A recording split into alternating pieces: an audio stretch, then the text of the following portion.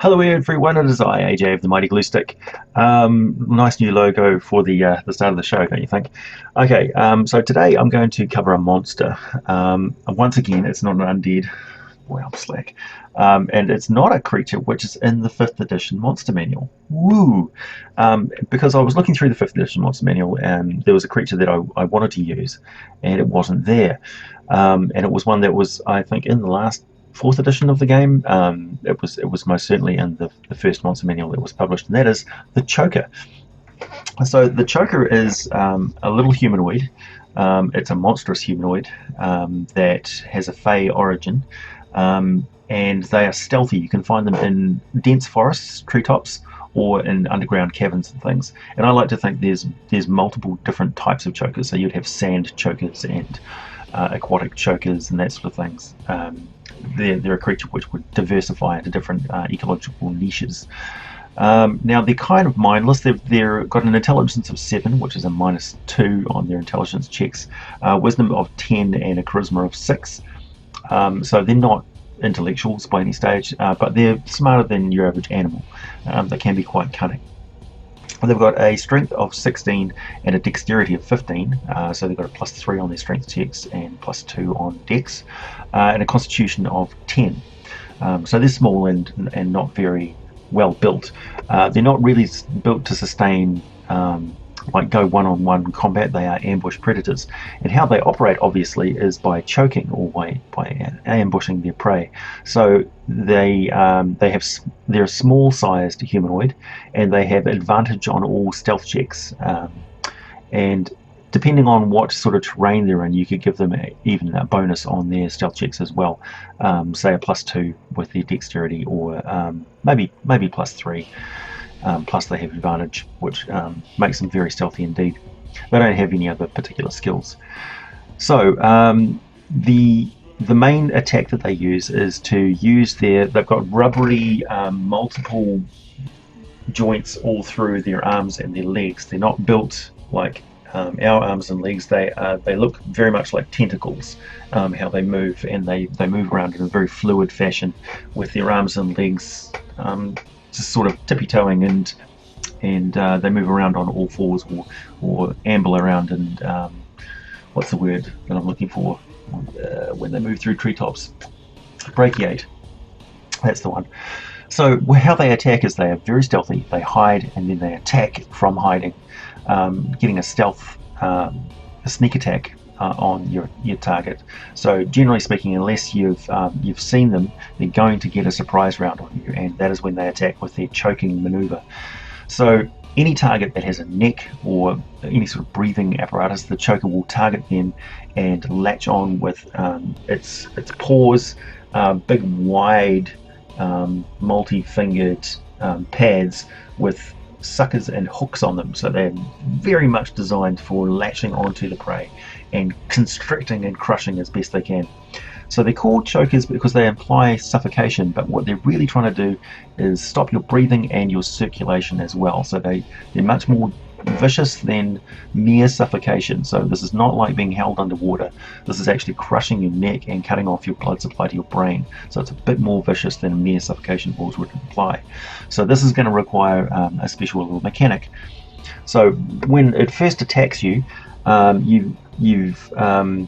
it strikes out with a +2, was it a +3 on its strike attack roll, and also it's going to grab you with its grapple. This will do 2d4 bludgeoning damage per round as it's latched onto you with these hooks and is crushing your neck as best it can. This is bludgeoning damage. So after 2 rounds of this, you can, and from the first round onwards, you can try and escape. It's a DC 16, a DC 15 escape grapple check for you to get out of this grip. Meanwhile, the roper, the smaller size ropers, will be grabbing hold of you with both hands and wrapping their legs around your body and squeezing as well to try and force all the air out of your body and make you pass out.